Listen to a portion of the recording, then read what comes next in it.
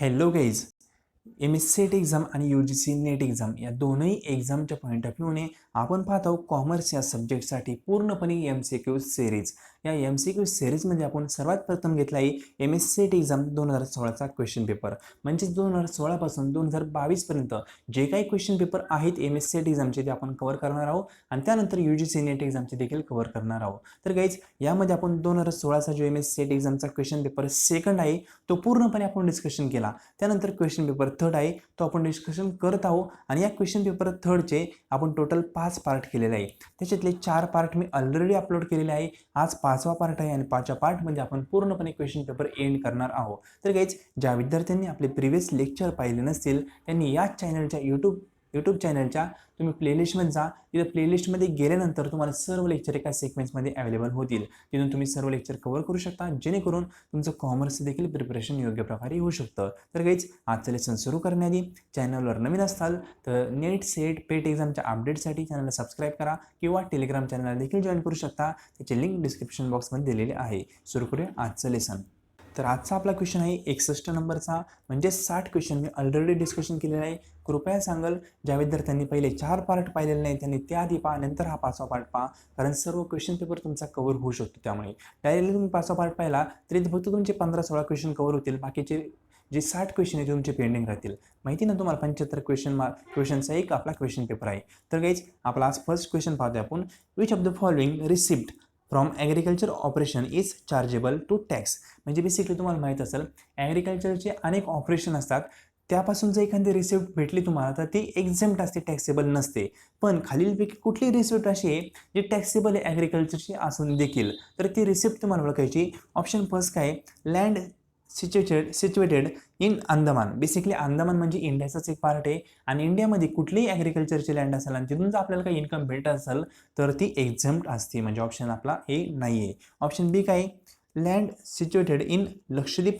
लक्षद्वीप देखील इंडियाचाच पार्ट आहे म्हणून हे देखील एक्झेम्प्ट आहे. नंतर land situated in Ladakh region, हे देखील इंडियाचा पार्ट आहे म्हणून हे देखील एक्झेम्प्ट आहे. नंतर ऑप्शन डी काय म्हणतोय, land situated in Sri Lanka. Yes, Sri Lanka इंडियाचा पार्ट नाही आहे. बेसिकली श्रीलंका म्हणजे फॉरेन कंट्री, तर त्यामध्ये तुम्ही जर ॲग्रिकल्चर ऑपरेशन करत असाल आणि त्याचा पैसा इंडियामध्ये आणत असाल तर ते एक्झम्प्ट नाही आहे, ते काय टॅक्सेबल आहे. आणि तो विचार तुम्हाला चार्जेबल इन टॅक्स, तर हे टॅक्सेबल आहे. श्रीलंकामध्ये तुमची लँड असेल तिथं तुम्ही ॲग्रिकल्चर ऑपरेशन करून त्याचा पैसा इंडियामध्ये आणत असाल तर ते बेसिकली टॅक्सेबल असतं. तर बेसिकली ॲग्रिकल्चर इन्कम आहे हे बेसिकली 3 कंडिशनमध्ये काय असतं, एक्झेम्प्ट असतं. त्या 3 कंडिशन तुम्हाला दिलेल्या आहेत सेक्शन 10(1) मध्ये. त्या एकदा वाचून ज्या, एकदा शॉर्टमध्ये सांगतो. फर्स्ट कंडिशन आहे पहिले, सच लँड म्हणजे जी आपली ॲग्रिकल्चर लँड असेल ती सिच्युएटेड पाहिजे कुठं, इंडियामध्ये, तर ती काही एक्झम्प्ट आहे. म्हणजे तिन्ही ऑप्शनमध्ये पहा, ए बी आणि सी मध्ये ती लँड इंडियामध्ये सिच्युएटेड होती म्हणून ती एक्झम्प्ट आहे. दुसरं एक काय कंडिशन तिथे, such land use only agriculture purpose आणि प्रोसेस. म्हणजे ती जी लँड आहे ती तुम्ही ॲग्रिकल्चरच्या पर्पज आणि प्रोसेससाठी यूज करत असाल तर ती काही एक्झम्प्ट आहे. आणि तिसरी एक कंडिशन आहे, ती लँड तुम्ही फार्म हाऊससाठी जर यूज करत असाल तरी ती काही एक्झम्प्ट आहे. म्हणजे पहिले 3 कंडिशन जर तुम्ही क्वालिफाय केल्या तर तुम्ही ॲग्रिकल्चर लँडसाठी एक्झम्प्ट असता. अन्यथा तुमची जर लँड फॉरेनला वगैरे असेल तर ती टॅक्सेबलच असते. जसं ऑप्शन आपला डी दिला आहे की श्रीलंकामध्ये लँड आहे तर ती टॅक्सेबल असेल. ठीक आहे, म्हणजे ऑप्शन आपला डी हा राईट आहे या क्वेश्चनचा. आता सेक्शन 10(1) एकदा पाहूनच जा, ॲग्रिकल्चर संदर्भात खूप महत्त्वाचं सेक्शन आहे. नेक्स्ट क्वेश्चन आहे 62 नंबरचा. हा क्वेश्चन पाहू नका, ठीक आहे, याचं खूप चेंजेस झालेले, हा पाहिला नाही तरी चालेल. नेक्स्ट क्वेश्चन पाहूया, कारण 2016चा क्वेश्चन पेपर आहे म्हणून हा अपडेटेड नाही आहे. ठीक आहे, नेक्स्ट पाहूया. नेक्स्ट क्वेश्चन आहे 64 नंबरचा. 63 नंबरचा क्वेश्चन हा देखील बाद झालेला आहे, कारण आन्सर कीमध्ये त्याचे 2 ऑप्शन दिलेले आहे म्हणून तो देखील क्वेश्चन बाद आहे. आपण डायरेक्टली 64 नंबरचा क्वेश्चन पाहतोय. आता यामध्ये काय म्हणलं आहे, minor as per income tax act means and individual who has not complete the age of dash year. म्हणजे एखादा व्यक्ती मायनर मानला जाईल केव्हा त्याची एज ही 18 वर्ष कंप्लीट झालेली नसेल त्यावेळेस. ठीक आहे, तर तो अज्ञात व्यक्ती म्हणजे मायनर व्यक्ती मानला जाईल. बेसिकली 18 एज तुम्हाला माहितीच आहे. ऑप्शन बी आपला राईट आहे. म्हणजे सिंपल क्वेश्चन येत होते आधी, आत्ताही सिंपलच असतात, फक्त थोडा अप्रोच बदललेला आहे. नेक्स्ट क्वेश्चन पाहूया. नेक्स्ट आहे 65 नंबरचा क्वेश्चन.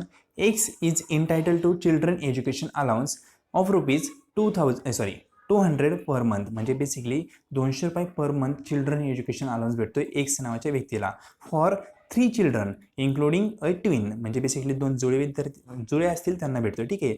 द एक्झम्प्ट अमाऊंट इज, आधी दिलं आहे 3 चिल्ड्रनला, 3ला इन्कम टॅक्समध्ये अलाउड नाही आहे, फक्त 2च चिल्ड्रनचं तुम्ही अलाउन्स अलाउड करू शकता इन्कम टॅक्सनुसार. आणि तुम्हाला माहीत असेल तर 2च मुलांना अलाउड आहे, ठीक आहे. तर तो किती होईल, म्हणजे 200 गुणिले 2, बेसिकली म्हणजे 200 गुणिले 2 जरी केलं, एक सेकंद त्यांनी पर मंथ म्हणलं आहे आणि क्वेश्चन एकदा पुन्हा रिपीट वाचतो, थोडीशी मिस्टेक झाली. X is entitled to children education allowance ₹200 per month for 3 children. आणि ठीक आहे, म्हणजे त्यातले 2 जुळे होते, हे काही संबंध नाही, फक्त त्यांनी विचारलं की एक्झाम्प्ट किती होईल. तर 2 चिल्ड्रनचा अलाउन्स दिलेला आहे किती, ₹200 पर मंथ.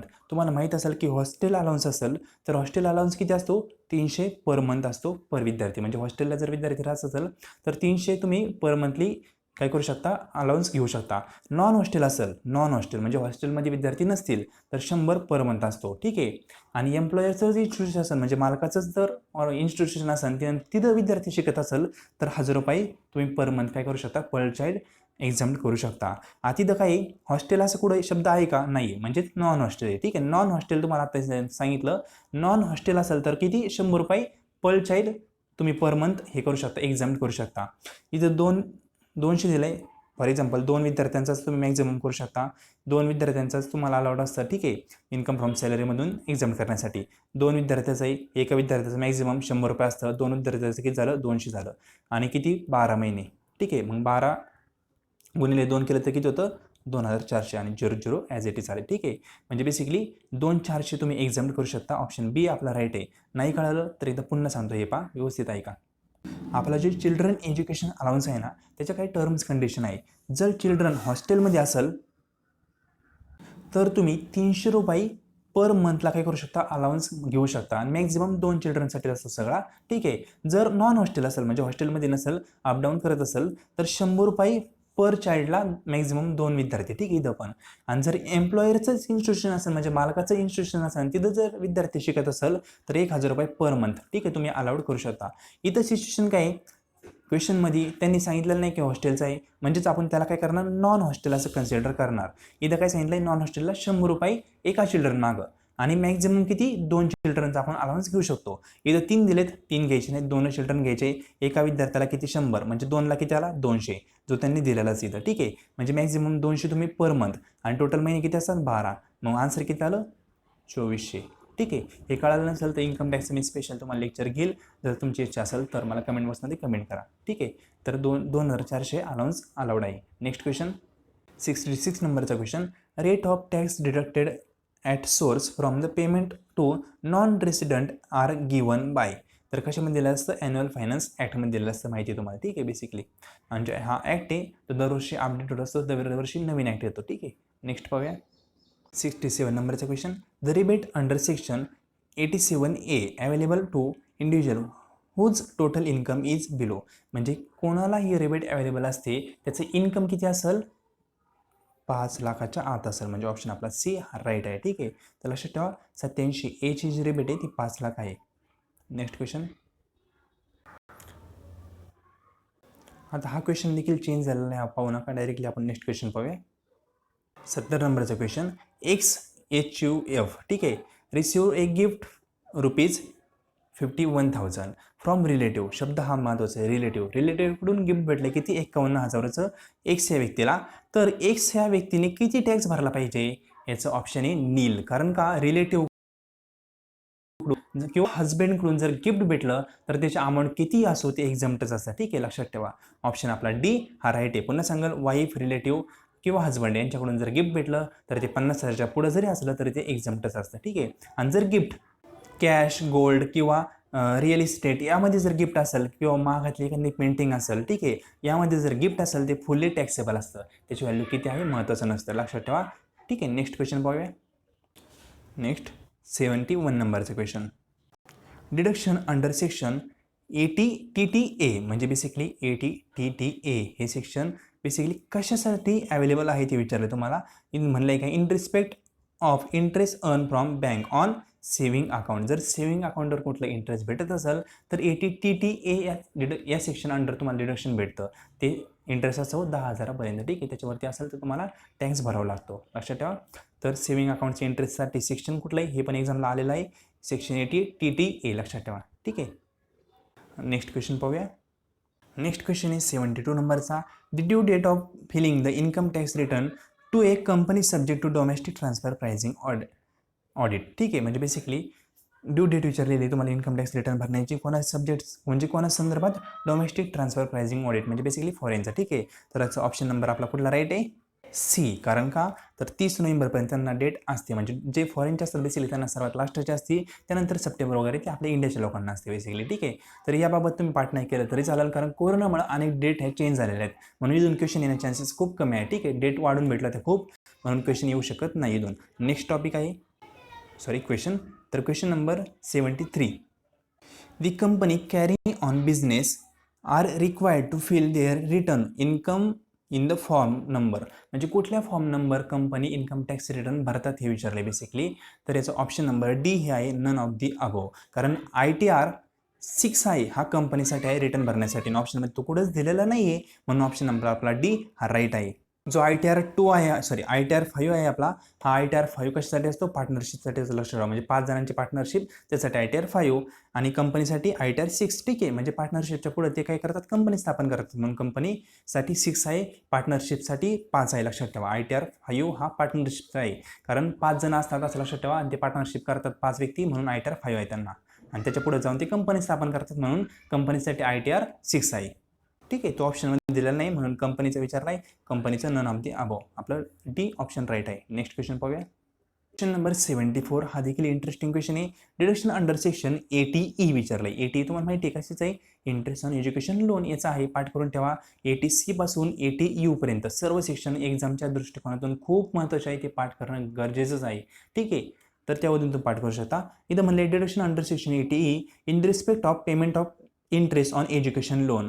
तुम्हाला सांगितलं आताच की एज्युकेशन लोनसाठी जे एक सेक्शन 80E आहे, ठीक आहे, त्याच्या इंटरेस्टसाठी loan is available to deduction beyond, म्हणजे हे जे आहे लोन ते डिडक्शन भेटतं कशाचं, 80Eचं, कुठल्या शिक्षणाच्या पुढं, म्हणजे 12वी पुढं जर तुमचं शिक्षण होणार असेल तर त्यामध्ये तुम्हाला ते वजावट करता येते. म्हणजे ऑप्शन इथं पहा, बी मध्ये, इथं बियॉन्ड म्हणजे 12वीच्या पुढच्या शिक्षणासाठी हे इंटरेस्ट अवेलेबल असतं, ठीक आहे, म्हणजे याचं एक्झाम्पशन भेटतं.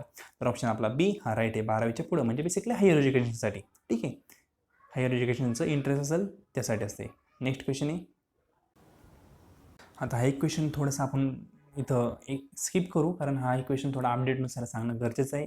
जे आपले क्वेश्चन स्किप झालेले, मॅक्झिमम 3 क्वेश्चन स्किप केलेत, हे 3ही क्वेश्चन अपडेटनुसार तुम्हाला मी नंतर प्रोव्हाइड करेल, कारण चुकीची माहिती सांगण्यात काही अर्थ नाही, तोच तुम्ही पाठ केला, चुकून तेच जर क्लिक केलं तर माझ्यामुळे तुमचं एखादं क्वेश्चन चुकू नये, म्हणून मी ते क्वेश्चन इथे सांगितलेलं नाही, कारण आपण 2016चा क्वेश्चन पेपर वाहतोय, ठीक आहे. आणि अनेक इथं अपडेट असणं गरजेचं आहे इन्कम टॅक्सबाबत, कारण इन्कम टॅक्स जे ॲन्युअल फायनान्स ॲक्ट आहे तो दरवर्षी येतो, त्यानुसार आपल्याला अपडेट क्वेश्चन पाहणं गरजेचं आहे. पण काही क्वेश्चन अशा आहेत 2016चे असून त्यामध्ये काही चेंज झालेले नाहीत, ते आपण सर्व क्वेश्चन डिस्कशन केलेले आहेत. जे चेंज झालेत ते क्वेश्चन मी तुम्हाला नंतर प्रोव्हाइड करेल. तर काही लेसन कसं वाटलं कमेंट बॉक्समध्ये कमेंट करायला विसरू नका. आपल्या मित्रमैत्रिणी शेअर करा, कारण जेवढे विद्यार्थी नेट सेट कॉमर्समधून देतात त्यांना याचा फायदा डेफिनेटली होईल. Thank you so much.